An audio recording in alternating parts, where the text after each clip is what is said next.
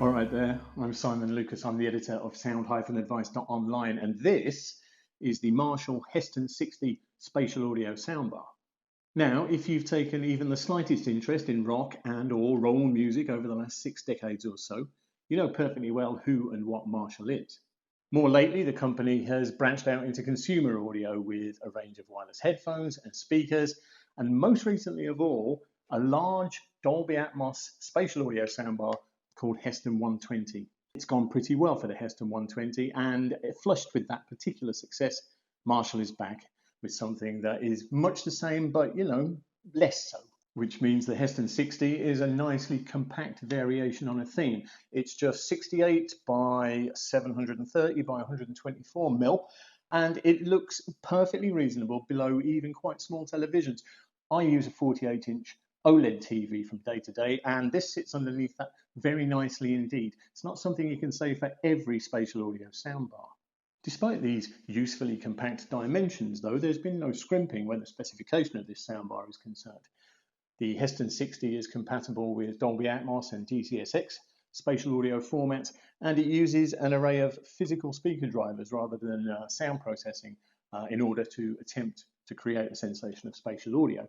That means there are a total of 5 32mm full-range drivers here, a couple of 76mm bass drivers, and 4 76mm passive mode radiators. Across the front, in a sort of left, center, right channel arrangement, are 3 of those 5 full-range drivers. They each sit in a waveguide, one at each end angled outwards, again in a waveguide, to create that sensation of width and surround. That's part of the spatial audio experience. At the top are your 2 76mm bass drivers. They're firing upwards and kind of outwards. And then inside those, in a back-to-back sort of push arrangement, are 4 balance mode radiators in 2 pairs. That means there are 7 blocks of Class D amplification on board, and Marshall reckons in total you're looking at 75 watts of power output. It doesn't sound an enormous amount, but hopefully you don't need me to tell you that it ain't how many watts you've got, it's what you do with them. Now, getting audio information on board here can be done either wirelessly or using a physical connection. HDMI eARC 2.1 is available, and that's your best bet, of course. The other physical connections are USB-C and a 3.5mm analog input. Wirelessly, there's dual-band Wi-Fi, of course, so things like your local network, Apple AirPlay, Google Chromecast, Tidal, Spotify Connect, that kind of thing. That's all available via Wi-Fi. And there's Bluetooth 5.3 as well with LC3 codec compatibility. Obviously, you make your own mind up where the aesthetic is concerned, but for my money, the Marshall Heston 60 is a good-looking soundbar. It's distinct from everything else that it's competing with at its £499 price point.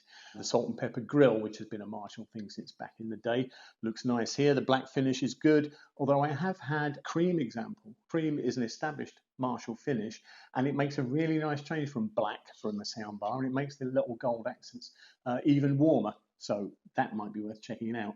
Either way, though, you're in possession of a beautifully made device, and this is a nice touch. The Heston 60 is designed to work either on a surface below your TV or on the wall, and so Marshall has made the badge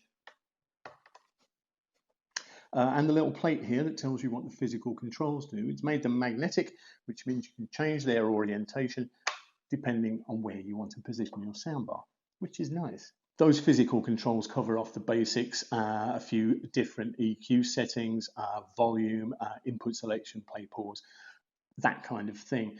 The bulk of your control, of course, will happen with the Marshall Control app, which is stable, it is thorough, it is quite good looking, and it allows you to wirelessly pair to the company's Heston Sub 200 if you're that way inclined.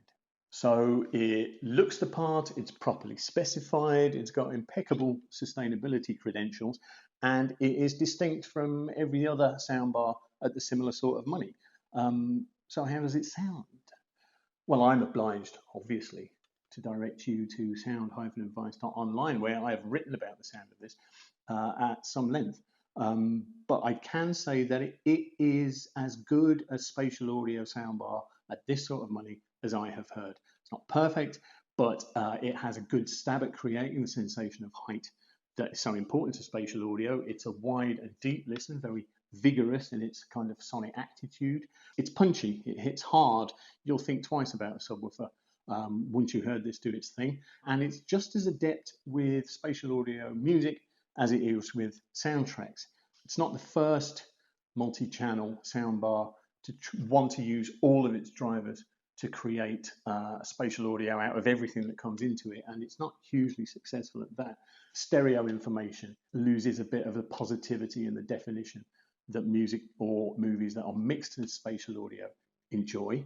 But like I say, it's hardly unique in that. If you've got £499 for a soundbar and it needs to sit below a realistically sized television and you want it to perform, you have to hear this.